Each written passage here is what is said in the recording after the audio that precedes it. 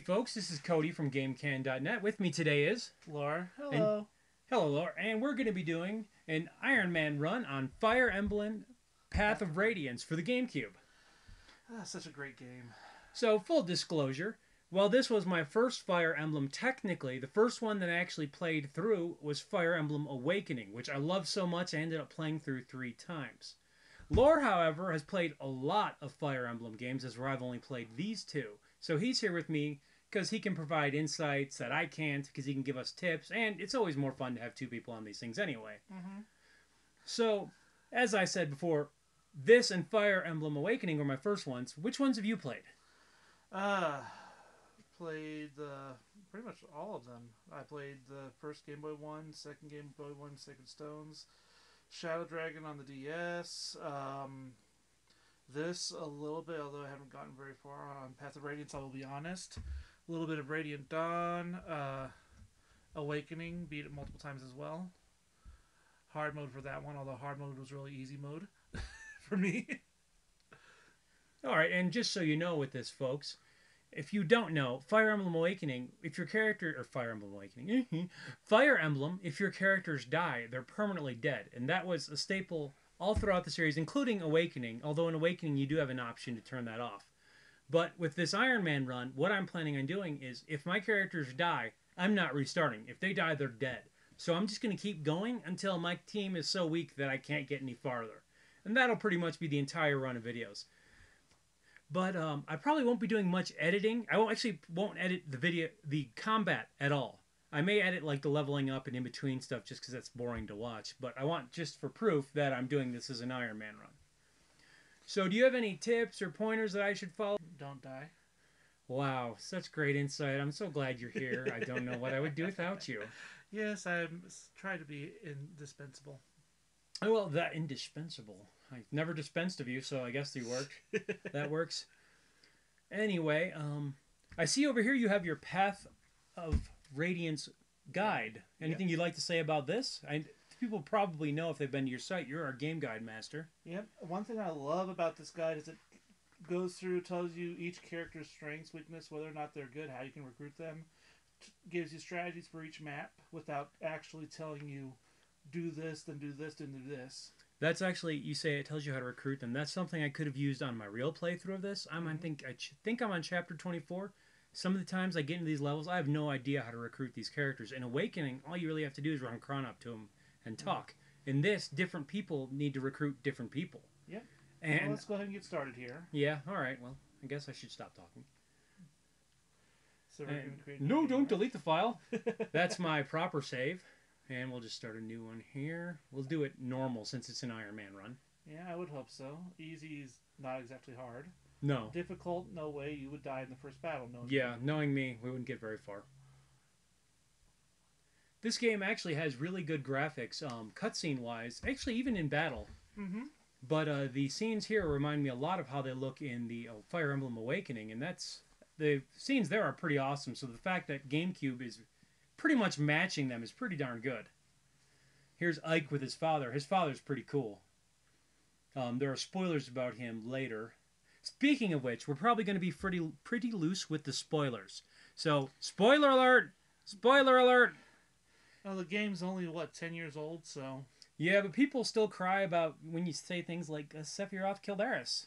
Sephiroth killed Aerith? Yeah, and Vader is Luke's father. Didn't you know? Sorry. By the way, yeah. Well, this is Mist here. That's Ike's little sister. And here he's laying on the ground, comatose. Mommy, mommy. Here's flashbacks. I actually forgot that this was his mother on the first take.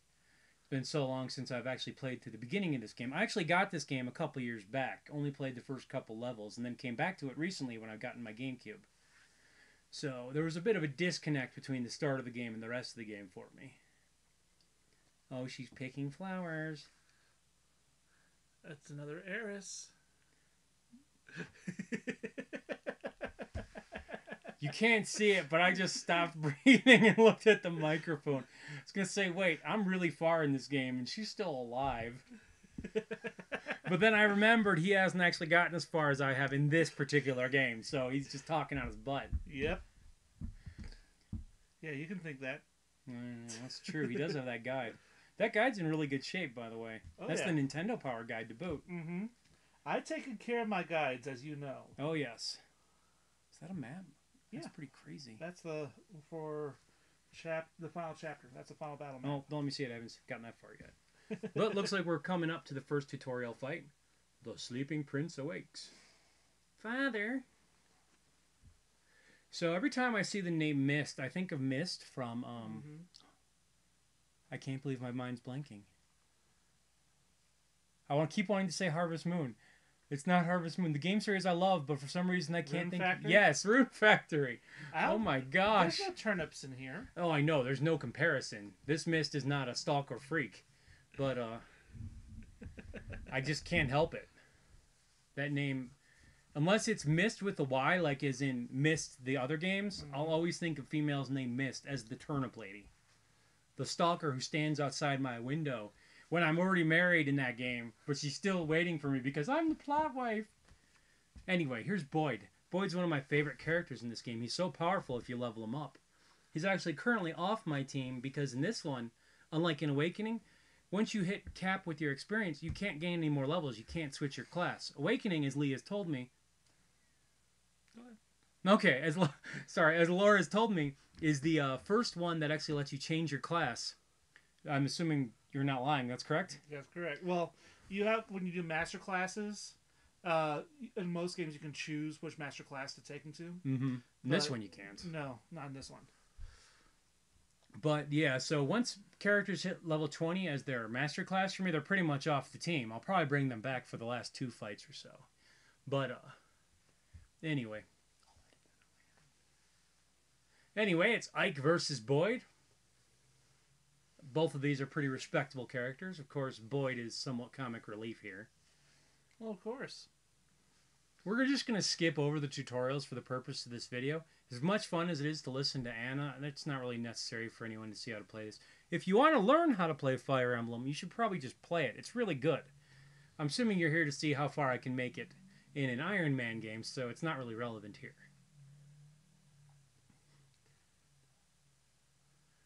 Now what I did there is if you get close enough they can whack you, so I always like to get the first hit. He'll complain a little, but whatever, it's Boyd.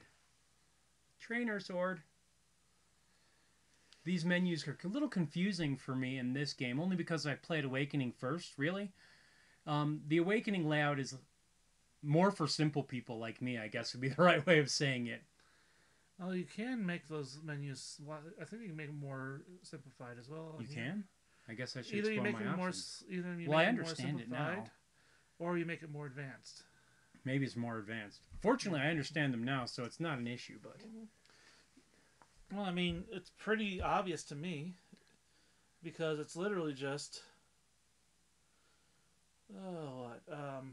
Hit points. MT, I didn't know what MT meant might, at first. Strength. Which is essentially how hard you're going to hit the guy for. Yeah, that's your damage.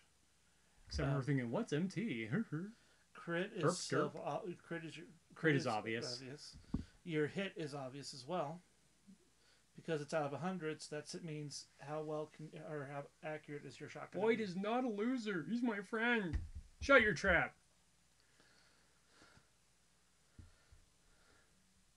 Boyd is actually one of 3 brothers, the others of which we'll meet later. And if you can get all 3 brothers on the team together and get them all into their master class, they do what they call a triangle attack, which is one of the most overpowered moves in the game, with overpowered characters already. No, this is cheap. Your sister can heal with a staff, but here she just gives you a healing item. I wish she'd just heal you so you don't waste your item. Technically, she doesn't fight or do anything right now. No, she learns how to heal later. But I'm still going to hold it against her.